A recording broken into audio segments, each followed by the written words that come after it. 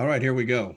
We're going to start at the beginning. Lesson one. We've got a long way to go, but we can do this. That's what Test Crushers is all about, making sure that everybody can pass this exam, not just the super smart people. They're always going to pass. But what about the rest of us who aren't, crazy super smart? This class takes it from the basics and lays a foundation for everybody to be able to understand this stuff and do well on the exam and get your license. So homeowners insurance is by far the best teaching tool that we have to learn how all this stuff works. With homeowners insurance, you learn about coverage basics and insurance basics and a ton of vocabulary and policy terms and conditions. And it really, really sets you up very well to go on then and learn about auto insurance, having learned how a contract is set up. And it helps you immensely when it's time to learn about commercial insurance. So definitely something worthwhile, getting a really good grounding in homeowners insurance. Like all insurance policies, a homeowner policy is broken up into individual coverage sections, and each section gives you a certain type of coverage. For example, in your car insurance, you may know you have liability insurance, you have comprehensive and collision that do different things for your car. You may have towing and rental and uninsured motorists, and all of those different coverage parts each provide a different benefit and a different level of protection. So an insurance policy is never just one big, run-on paragraph. It's very, very well and tightly organized into coverage sections, each doing one thing. Homeowner policy, no different. The basic structure of a homeowner policy is coverage A, coverage B, and coverage C. That's just what they're called. I mean, they don't have fancy names like comprehensive and collision and all that the way we do in car insurance. Here, it's just plain old coverage A, coverage B, and coverage C. On a homeowner policy, when we say coverage A, we're referring specifically and only to the house that these people live in, and we call that the dwelling. The dwelling, the roof and four walls that you live in and call home, that's considered a coverage A element on the policy. And it includes garages, decks, or patios that are physically attached to the house and form part of the house. All right, so coverage A, your house, and how much insurance are we going to get you, and how is all this going to work? Well, coverage A is supposed to be enough insurance to build your house back if it burns down to the slab or blows away in a tornado. I mean, total catastrophic loss, wipeout. What would it cost to rebuild that house? Labor, materials, permitting, design, supervision, the whole thing. If you had to hire a contracting firm to rebuild that house, it's going to cost you a certain amount of money. And we want you to have enough insurance to cover that. And here's how we do it. We take the square footage of the house. So in the case of a fancy mansion, it might be 7,000 square feet. Regular house in a regular subdivision, 2,000 or 3,000 square feet, and then a little teeny hunting cabin, 500 square feet, right? So that's just the size, the number of square feet that this house includes, and that's nobody's opinion, and there's nothing to argue about. It's a fixed number, it's square footage of the house. And then we figure out with most every office you might work in is going to have a tool that's used to figure out how much it would cost to rebuild that house. You input the square footage, and then the program will ask you, well, how fancy is it up inside that house? Is it all upgraded hardwood and marble and gold trim and crazy super mansion quality? Or is it just regular builder's grade, normal construction, And we can add up the cost for framing and plumbing and electrical and drywall and paint and wallpaper and paneling and kitchen cabinets and countertops, right? And we know how much all of that stuff costs, and we know how much craftsmen and tradesmen charge to install it. And so we can break that all down into a per square foot price to build that house. And that's what the machine will output. And so if we tell a typical replacement cost estimating machine that we have 7,000 square feet and it's super fancy up in there, it might use $500 per foot as the allowance, and then 7,000 square feet times $500 a foot, that would come out to a $3.5 million replacement cost for that structure. And that's a key bit of terminology that we use, the replacement cost of that structure. We don't say how much it's worth. We say, what is the replacement cost of that structure? If it burned down or blew away, how much money would we need to put it back like it was? Okay, 7,000 square feet times $500 because it's so super crazy fancy. That's the replacement cost.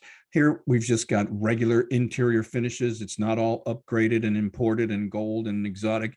$150 a square foot all in times 2,000 square feet would bring us to a $300,000 replacement cost figure. And here we just have a cabin. It's rough lumber and a tin roof. It's only $75 a foot to build that type of construction. And so there's the replacement cost.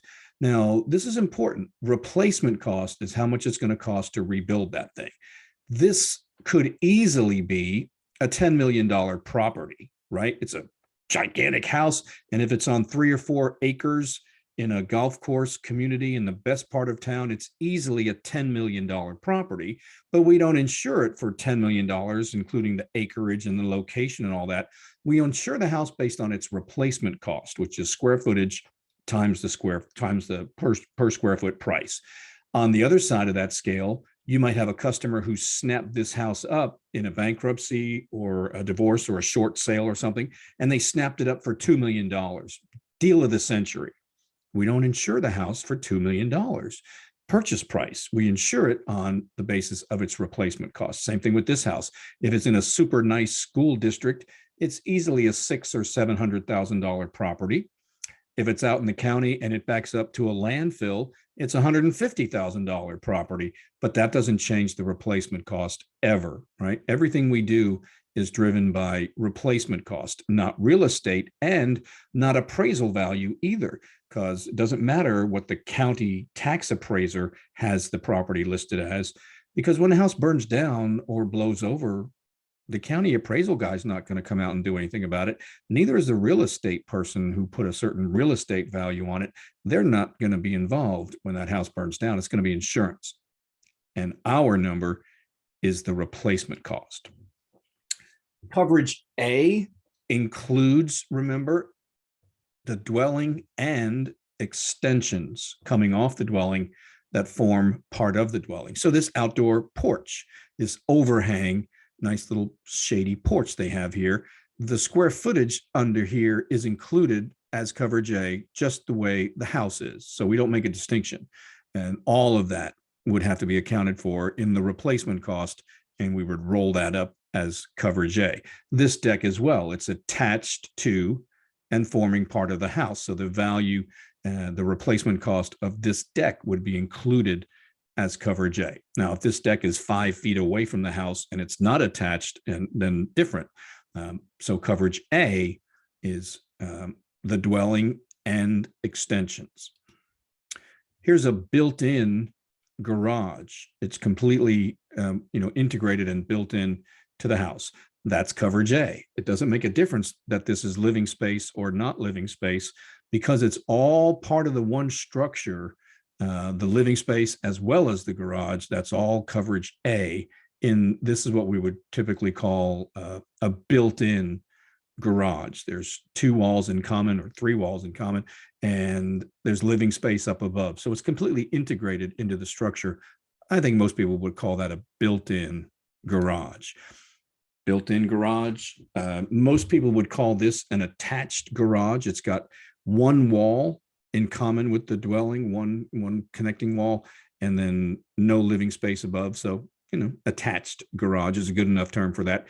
This would be considered a connected garage. You don't have that common wall, but there's this breezeway, and this framed in architectural breezeway that connects the house to the garage that makes this garage coverage A. So attached, connected, built in, all of these garages are going to be figured up along with the dwelling as coverage A. Now, after you study for this test and pass your exam, you really need to go back on YouTube and watch free videos on the basics of all of this construction technology. And you can just Google the basics of roof decking, the basics of installing shingles, the basics of siding, windows, doors, plumbing, electrical, HVAC stands for heat, ventilation, and air conditioning. You have to know how contractors work and the terminology that surrounds these different trades, because it's what we do on the insurance side, and you have to have a working knowledge of how all this stuff works. So do yourself a favor and get busy watching YouTube videos and home repair shows and things that deal with the type of stuff that we're called on to deal with every day. Okay, so we move on to coverage B now. Coverage A is the house, easy enough, everything we talked about. Now, this freestanding garage that's not attached to the house in any way is an example of coverage B. Coverage B applies to all of the other structures on the property that are not the dwelling and not in contact with the dwelling or extending from the dwelling. Okay. Now, structures are permanent parts of the real estate. They don't go anywhere. And when you sell the house, they're going to be included with the sale.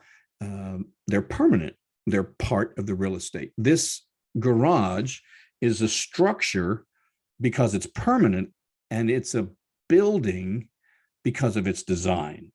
So structures are buildings and buildings are structures, but not all structures are buildings. This poured concrete driveway, this 4-inch thick rebar concrete driveway, that is a separate structure on the premises. This is a structure, and so is this. If a tree falls and wipes out that garage, you've got a coverage B claim for that garage structure / building. And if a tree falls here and cracks that driveway into 9 pieces, we have a coverage B claim for this driveway, which itself is a structure, though not a building. All right. So structure means permanent and part of the real estate. And then a structure either is or is not a building based on its construction. All right. So some structures are buildings and some are not, but they're all coverage B. Some more common coverage B items would be this in-ground swimming pool. That's a permanent fixture. It's a permanent part of the real estate. You're not going to dig it up and take it with you when you move, right? It's not a building, but it's a structure. And so is the deck around the pool and the fence around the deck. Those are all examples of structural elements because they're not going anywhere and they're part of the real estate. They're coverage B. They don't happen to be buildings, though. This would be a real interesting one because this little margarita hut back here doesn't really have a lot of walls. And so it'd be hard to say whether that was a building or not. And that's why we have claims adjusters, so that they can figure that out. And if they can't, that's why we have judges and juries. So all of this is coverage B. Here's a more elaborate summer kitchen that these people have put up in their backyard. It's a coverage B structure because it's permanent, and it's a building by the nature of its design and construction. So this is a coverage B building summer kitchen. All of the fencing that goes around the property, all of that is coverage B. Fences are structures because they tend to be set in concrete and made a permanent part of the real estate, but they're not buildings. They're coverage B structures, though not buildings, strictly speaking. So coverage B includes both buildings and non-buildings when they're permanent structures. So let's make sure we get this. This is a detached garage. It's not in contact with the dwelling in any way. It's a coverage B garage, and all of the rules and limitations and restrictions and all of the coverage B rules apply to this garage. But this garage and this garage, they're coverage A because they're attached to the dwelling by this breezeway. They're connected. Okay. So the coverage B rules, which obviously we'll see, the coverage B rules don't apply to this garage or this garage because they're coverage A by virtue of this framed up architectural breezeway that connects the house to the garage. So you can't really say whether a garage, is always coverage A or always coverage B. It doesn't work that way. Garages can be either one. They can be coverage B if they're separate. They can be coverage A if they're connected.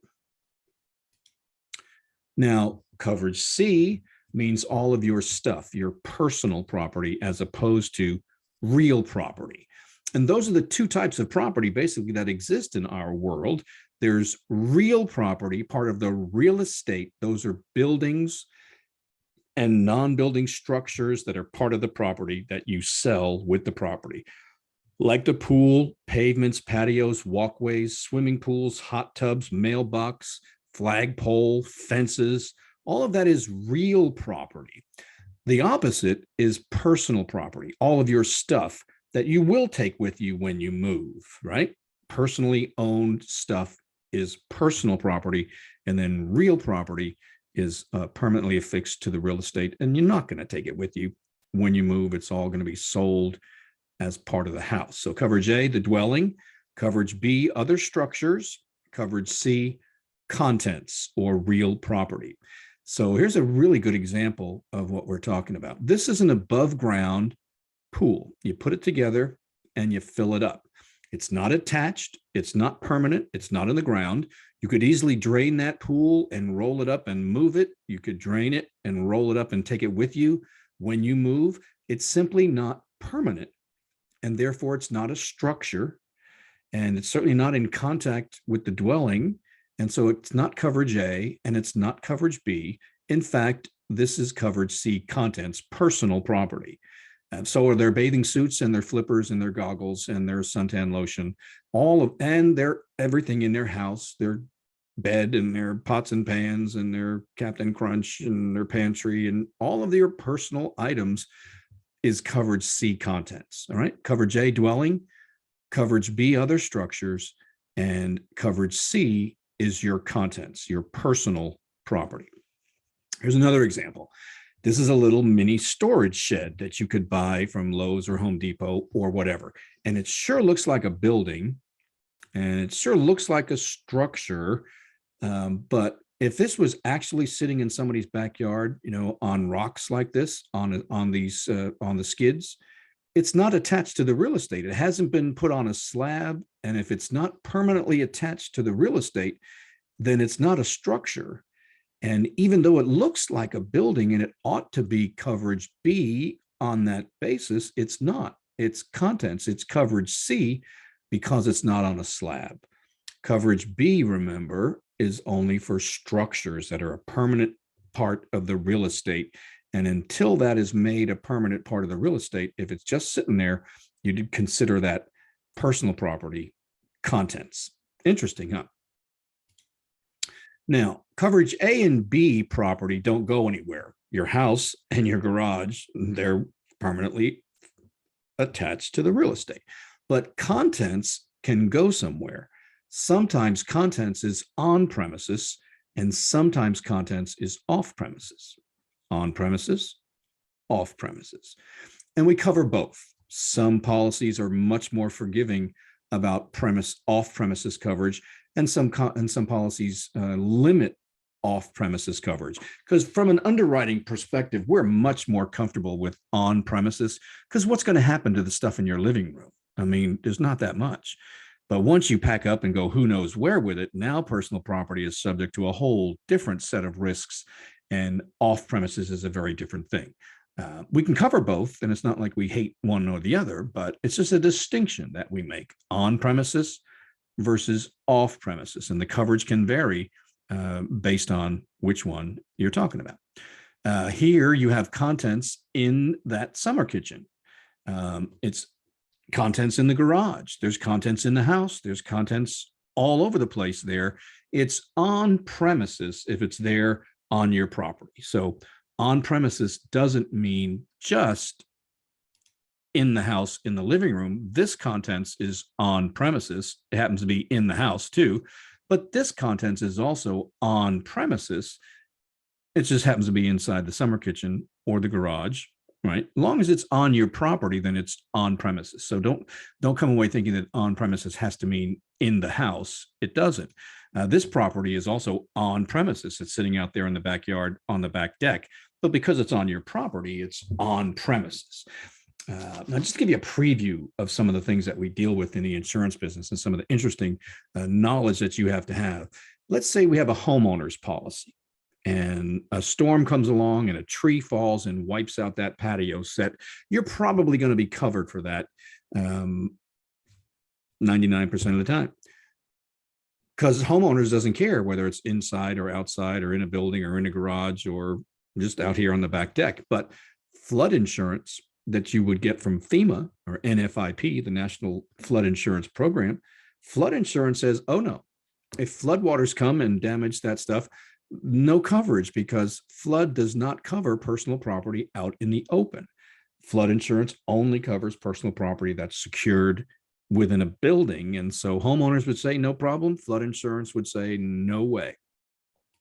All right. Now, because contents has this on-premises and off-premises aspect, what do we do and how does that work? Do policies cover it on-premises and off-premises, and what's the deal? Good policies say we cover all of your personal property anywhere in the world. And that's pretty good, right? How do you get any better than that? We cover all of your property anywhere in the world, on premises, off premises, makes no difference. In the country, out of the country, makes no difference. Anywhere in the world you might pack up and go, your stuff is covered. That's pretty good. All of your stuff everywhere in the world. Now, not so good policies, or policies that are less expensive and more restrictive, say, well, we don't cover all of your personal property. We only cover personal property that is usual to the occupancy as a dwelling. So just the stuff that you use in the house in connection with living in that house and occupying the house. So this type of a policy where it's just personal property usual to the occupancy of the dwelling would not cover a bowling ball, a bicycle, a camping tent, anything used outside the home or for other purposes. It would say, we only cover furniture and clothes and electronics, and not stuff that's used outside the home and not directly in connection with occupying the home. So a much worse coverage, right? This is all of your stuff, including all of this. And then this policy is like, yeah, no, just household goods. And some policies will also have a restriction saying no coverage off premises, or very little coverage off premises. So it can be just household goods and only there on premises, whereas this policy is anywhere in the world. So you have to know which policy you're selling, and you might be quoting the same prospect as somebody else. And if you're selling a policy like this, you're going to be more expensive than a person who's selling one of this type of policy. And yeah, you have to know that and be able to work through that and explain, why you're a little more or whatever. All right. So on premises, off premises, and whether it's all of your stuff or just household goods, all of these things factor in, and we'll see it in the policies when we get there. Just sort of throwing it down now to explain. Now, the reason this is all important is because coverage A, coverage B, and coverage C each have a specific hard cap of insurance on the policy. There's a document called the DEC page, the declaration page, and it tells you exactly how much coverage you have for coverage A, coverage B, and coverage C. The amount of coverage is shown, and it's a hard cap, and you can't exceed it, and you can't borrow. If you run out of coverage A, you can't borrow some from coverage B or any of those other ideas. It's a hard fixed cap of coverage. Coverage A is supposed to be enough to rebuild the house from the slab up if it burns down or blows away, the replacement cost.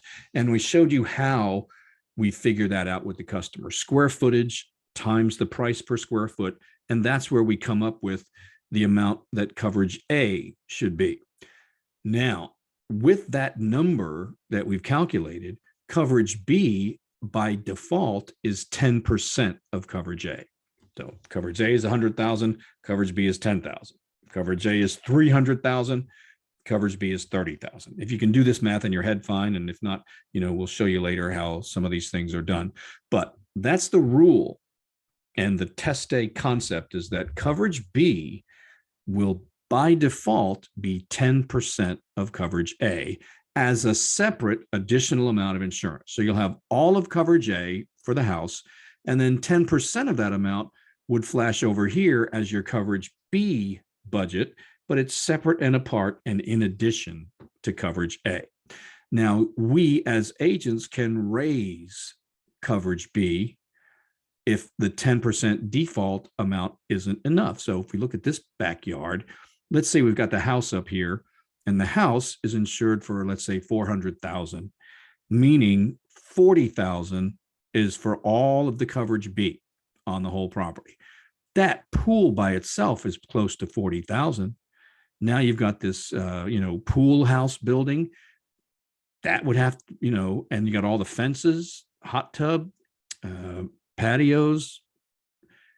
This default amount is no way going to be enough to cover a backyard like this. So we as agents have to raise coverage B when we have a backyard that's all tricked out like this, and the value of all that coverage B is more than the default amount of 10%. Simply, it's easy. We just quote it and explain to the customer, yeah, we have to make this modification so that you'll have enough coverage B. Because believe me, if an insurance adjuster rolls up after a storm and sees the whole backyard is wiped out and they're looking at $50,000 or $60,000 worth of coverage B, if it's just a little default 10% amount, they know there's not going to be enough and it's really going to be a bad deal. So coverage B is 10% of coverage A by default, always. And you can take that to the bank with you on test day. Now, there is no hard and fast rule for coverage C. The amount of coverage is usually 50 or 75% of coverage A. Companies have their own rules. So there is no one default test day answer, and that can be raised and lowered, depending on what the company's options are that they're offering. No rule for coverage C, but totally a rule for coverage B. Coverage B is 10% of the coverage A amount if it comes to it. Your notes. Coverage A is supposed to be enough money to rebuild the house if it burns down or blows away. Square footage times the appropriate square foot price, and that's where coverage A comes from.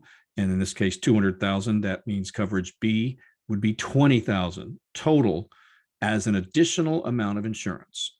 And then coverage C, we distinguish between property that's at home and away from home, on premises and off premises.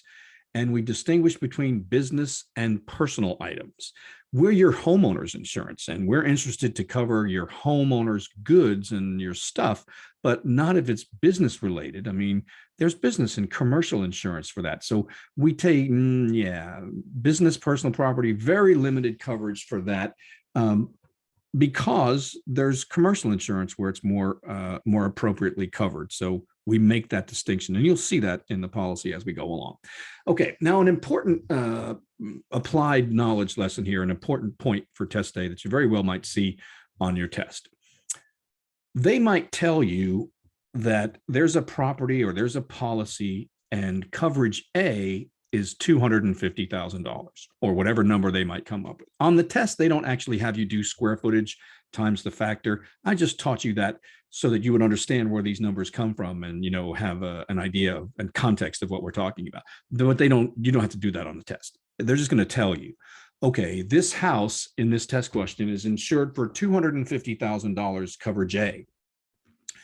What you have to do immediately when you see that is realize and recognize that coverage B is 25,000, 10%.